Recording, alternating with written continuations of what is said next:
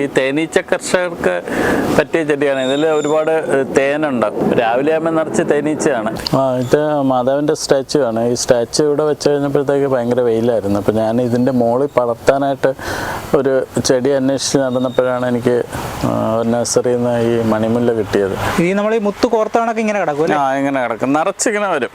ഇത് ഡിസംബറൊക്കെ ആകുമ്പോൾ നിറയെ ഹാങ്ങിങ് വരും. ഏറ്റവും വലിയ ലീഫുള്ള പന്നൽ ചെടിയാണ് അത്.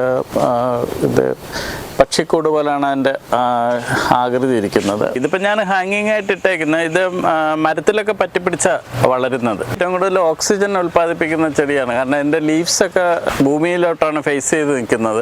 സീതാദേവിയുടെ ദുഃഖത്തിൽ പങ്കുചേർന്നു ഉള്ള ചെടിയെന്നാണ് പറയുന്നത്. സീതയെ ആശ്വസിപ്പിക്കാൻ വേണ്ടി ഇതിൻ്റെ പൂക്കൾ ദളങ്ങൾ പൊഴിച്ചു എന്നാണ് പറയുന്നത്. ഇതാണ് അതിൻ്റെ വിത്ത്. പിന്നെ ഇത് ഉണങ്ങുമ്പോഴത്തേക്ക് ഇതിങ്ങനെ കാറ്റിൽ പറന്നുപോയി ഈർപ്പമുള്ളിടത്ത് പോയി പറ്റിപ്പിടിച്ചിരുന്നിട്ട് അവിടെ നിന്നാണ് കുഞ്ഞു തൈകൾ ഉണ്ടാകുന്നത്.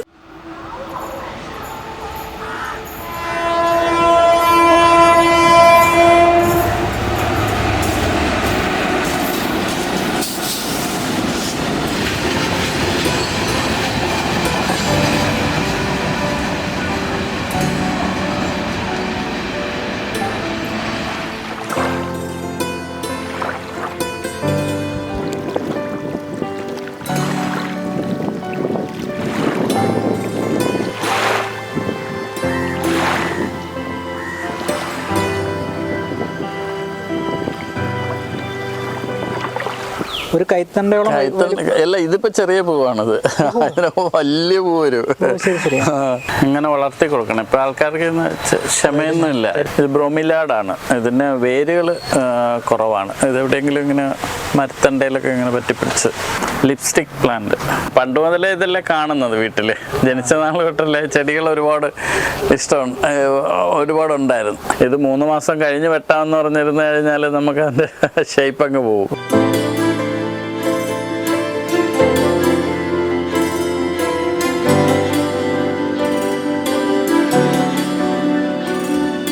ഇത് ഓർക്കിഡ്, ഡെൻഡ്രോബിയം ഓർക്കിഡാണ്. ഇത് നല്ല ചൂട് സമയത്താണ് ഇത് ഫ്ലവർ ചെയ്യുന്നത്.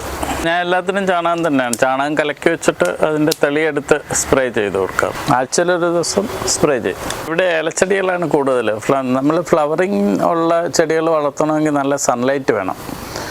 ഫ്ലവർ ചെയ്യുന്ന ചെടികൾക്ക് സൺലൈറ്റ് വേണം. ഇവിടെ സൺലൈറ്റ് കുറവാണ്. എനിക്ക് കൂടുതൽ ഇലച്ചെടികളാണ് ഇഷ്ടം. മറ്റേതിന് നമ്മൾ ഒരുപാട് കെയർ വേണം. ഒരുപാട് മരുന്നൊക്കെ അടിക്കേണ്ടി വരും. ജോലി കൂടുതലാണ് ഫ്ലവറിങ് പ്ലാന്റിന്. ഇപ്പം എല്ലാം ആർക്കും ഇങ്ങനെ ഇത്ര വലിയ മുറ്റമൊന്നും ഇല്ലല്ലോ. ഇപ്പം കൂടുതൽ ആൾക്കാരും ഫ്ലാറ്റിനകത്തും ചെറിയ പ്ലോട്ടിനകത്തൊക്കെ ആയിരിക്കും ജീവിക്കുന്നത്. അപ്പോൾ അവർക്ക് ചിലപ്പോൾ കൂടുതൽ പേർക്ക് ഇപ്പോൾ ഇൻഡോർ പ്ലാന്റ്സ് ആണ് താല്പര്യം. ചെടികളോട് നമുക്ക് പ്രത്യേകം ചെടികൾ നടണമെങ്കിൽ നമുക്ക് അതിനെക്കുറിച്ച് അറിഞ്ഞിരിക്കണം. നമുക്ക് അതിനോട് ഒരു താല്പര്യം വേണം.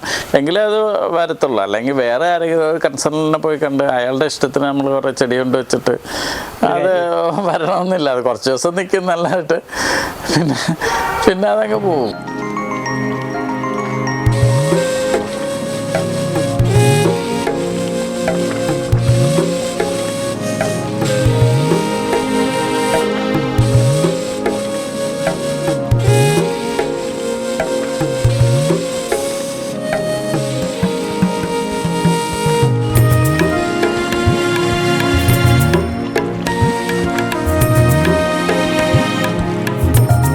എപ്പോഴും ഈർപ്പം നിലനിർത്തുക ഹാങ്ങിങ് പ്ലാന്റ്സിന്. പിന്നെ ഹാങ്ങിങ് പ്ലാന്റ്സ് കൂടുതലും സൺലൈറ്റ് അടിക്കാതിരിക്കുക. സൺലൈറ്റ് അടിച്ചു കഴിഞ്ഞാൽ പിന്നെ അതിന് ലീഫിൻ്റെ ഭംഗി അങ്ങ് പോവും. പിന്നെ ഫ്ലവർ ചെയ്യത്തില്ല. ഹാങ്ങിങ് പ്ലാന്റ്സ് കൂടുതലും ഷെയ്ഡിൽ വരുന്നതായിരിക്കും. ഈ വളപ്രയോഗം എത്ര കാലം ഇടവിട്ടാണ് സാധാരണ? ഞാനിവിടെ ചിലപ്പം ആഴ്ചയിൽ 2 പ്രാവശ്യം കൊടുക്കും. ചിലപ്പം ഒരു പ്രാവശ്യം കൊടുക്കും. അത് ചാണകം ഇങ്ങനെ കലക്കി വെച്ചിട്ട് അതിൻ്റെ തെളിയെടുത്ത് ഒഴിച്ചു കൊടുക്കുക, അല്ലെങ്കിൽ സ്പ്രേ ചെയ്യുക. ഓർക്കിഡിനൊക്കെ സ്പ്രേ ചെയ്ത് കൊടുക്കും.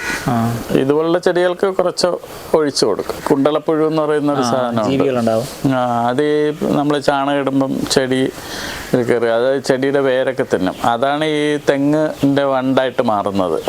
അതിൻ്റെ ലാർവയാണിത്. ഇത് കുറച്ച് കഴിയുമ്പോഴത്തേക്ക് പ്യൂപ്പയായിട്ട് പിന്നെ ഈ തെങ്ങിൻ്റെ ചെല്ലി അതായിട്ട് മാറും ഇത്. Okay okay.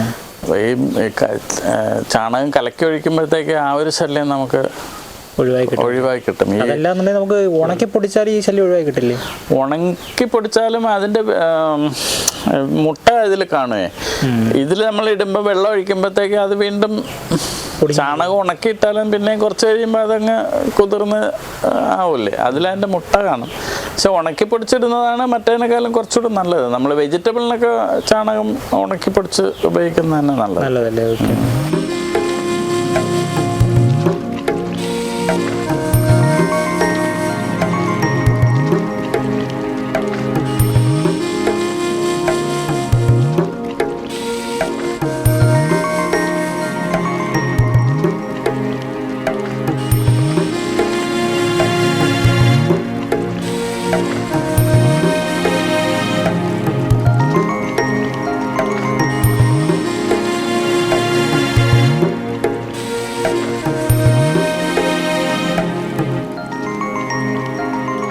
മഴ സമയത്ത് ഈ ഫംഗസ് വരും ചെടികൾക്ക്. ഈർപ്പം കൂടുതൽ അടിക്കുമ്പോഴത്തേക്ക് ഫംഗിസൈഡ് അത് നമ്മൾ കെമിക്കൽ തന്നെ മഴ തുടങ്ങുന്നതിന് മുമ്പ് അടിച്ചു കൊടുക്കും.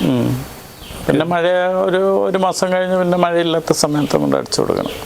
ഈ ബിഗോണിയൊക്കെ ഫംഗസ് പിടിക്കും. ഇതിൻ്റെ ഇല അഴുകിപ്പോയി, ഇല ഞെട്ട വെച്ച് അങ്ങ് അഴുകും ഒരുപാട് ഈർപ്പം അടിക്കുമ്പോഴത്തേക്ക്.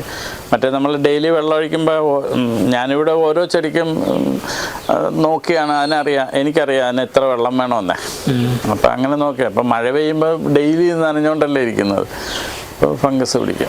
ഇതിങ്ങനെ അടിക്കടിക്ക് വയ്ക്കുമ്പോഴേ സാറേ ഈ എന്തെങ്കിലും ഒരു രോഗബാധ സ്പ്രെഡ് ചെയ്യാൻ എളുപ്പമാണ്? സ്പ്രെഡ് ചെയ്യാൻ എളുപ്പമാണ്. അതാണ് നമ്മൾ പറഞ്ഞ ഫംഗസ് മരുന്നടിച്ചു കഴിഞ്ഞാൽ നമ്മളത് സ്പ്രെഡ് ചെയ്യത്തില്ല. അടുത്തടുത്തിരിക്കുമ്പം രോഗബാധ ഉണ്ടാകാൻ കൂടുതൽ ചാൻസാണ്.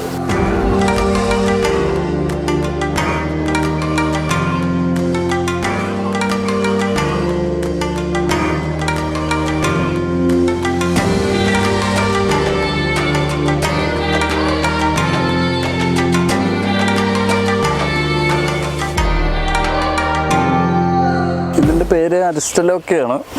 ഇതൊരു ആയുർവേദ പ്ലാന്റാണ്. എന്തൊക്കെയോ ആയുർവേദ മെഡിസിൻ ഇത് ഉപയോഗിക്കുന്നുണ്ട്. ഇതിൻ്റെ വേര് തണ്ടൊക്കെ അതിൻ്റെ ഫ്ലവറാണ്. പക്ഷെ ഇത് ചിലരൊക്കെ ഇതിനെ ഈ പിക്ചർ പ്ലാന്റ്സ് എന്ന് പറയാറുണ്ട്. പക്ഷെ ഇതങ്ങനെ പിക്ചർ പ്ലാന്റ് അല്ല. ഇത് വലിയ പൂവാണല്ലേ? വലിയ പൂവാണ്. ഒരു കൈത്തണ്ടയോളം അല്ല, ഇതിപ്പോ ചെറിയ പൂവാണിത്. അതിന് വലിയ പൂ വരും. ഇത് തന്നെ ഇപ്പൊ ഒരു കൈത്തണ്ടയോളം ഉണ്ട്. ഉണ്ട്. നല്ല വലിയ പൂ പിടിക്കും. മണം ഉണ്ടോ അതിന്? മണം ഒരു വല്ലാത്ത സ്മെല്ലാണ്, മണം അല്ലാതെ. പിന്നെ കുറച്ച് റെയർ ഓർക്കിഡ്സ് ഒക്കെ ഉണ്ട്. ഇത് സലോജിനി എന്ന് പറയുന്ന ഓർക്കിഡാണ് ഈ കിടക്കുന്നത്. സാറ് ചെടി പൊടിപ്പിച്ചെടുക്കുന്ന സ്ഥലമാണല്ലേ? പൊടിപ്പിക്കുന്ന സ്ഥലം.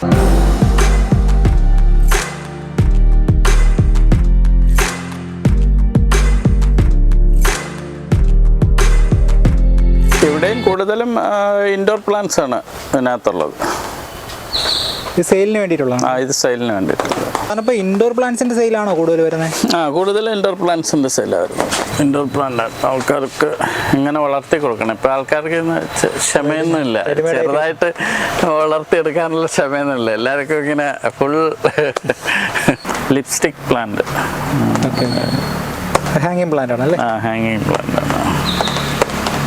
ഇത് ബ്രോമിലാഡാണ്. ഇതിന് വേരുകൾ കുറവാണ്. ഇതെവിടെയെങ്കിലും ഇങ്ങനെ മരത്തണ്ടയിലൊക്കെ ഇങ്ങനെ പറ്റിപ്പിടിച്ച് ഷെയ്ഡ് ആവശ്യമാണ്. ഫ്ലവർ ചെയ്യും ഇവിടെ.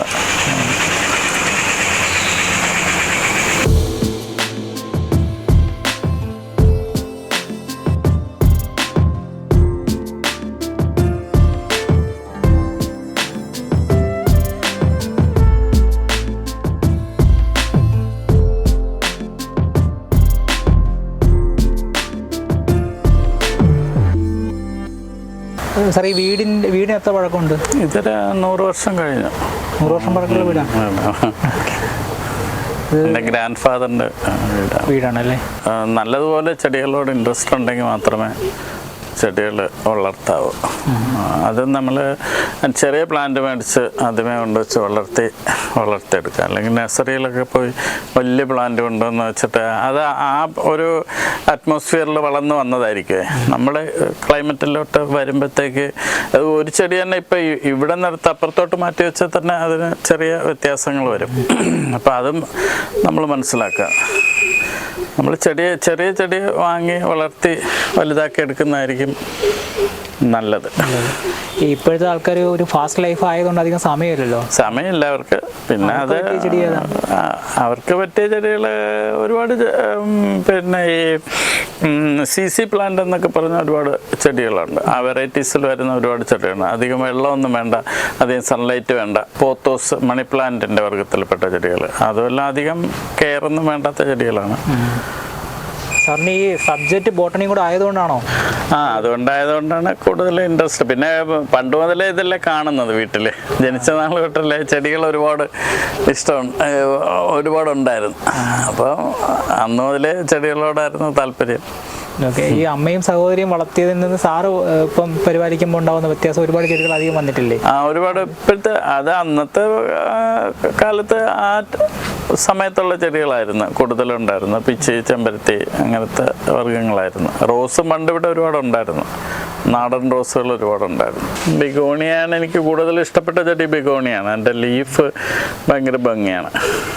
എത്ര കാലം കൂടുമ്പോഴാണ് ഇങ്ങനെ 3 മാസമോ അങ്ങനെ എന്തെങ്കിലും ഇടവേളകളുണ്ടോ ഈ വെട്ടി നിർത്താനായിട്ട്? നമ്മളത് അങ്ങനെ ഇടവേളകളില്ല. വളർന്നു വരുന്ന ആ ഷേപ്പ് മാറുമ്പോഴത്തേക്ക് നമ്മൾ വെട്ടണം.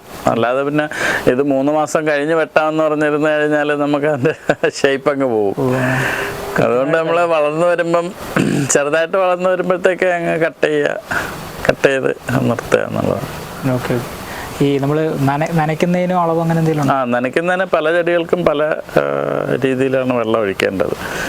അതിപ്പം നമുക്ക് ഞാനിവിടെ വെള്ളം വേറെ ആരെയും കൊണ്ട് ഒഴിപ്പിക്കാറില്ല, ഞാൻ തന്നെയാണ് ഒഴിക്കുന്നത്. നമ്മൾ ഡെയിലി ഒഴിക്കുന്നതുകൊണ്ട് നമുക്ക് അറിയാം ഒരു ചെടിക്ക് ഇത്ര വെള്ളം വേണമെന്ന്. നമ്മൾ വീഡിയോ കാണുമ്പോൾ കൂടുതൽ എൻക്വയറി വരാൻ ചാൻസസ് ഉള്ള നമ്മൾ ആ ഫ്രണ്ടിൽ അതിനായിരിക്കും. അപ്പം അത് വളർത്തുമ്പോൾ ആൾക്കാർ എന്തൊക്കെയാണ് ശ്രദ്ധിക്കേണ്ടത്? അത് ശ്രദ്ധിക്കുക എന്ന് പറഞ്ഞാൽ അത് ഒരുപാട് സൺലൈറ്റ് കിട്ടിക്കഴിഞ്ഞാൽ അത് ചെടി വരില്ല. ഇതിപ്പോൾ ഇവിടെ നല്ല ഷെയ്ഡാണ്, അതുകൊണ്ടാണ് അത് ഇത്രയും നല്ല ഭംഗിയായിട്ട് നിൽക്കുന്നത്.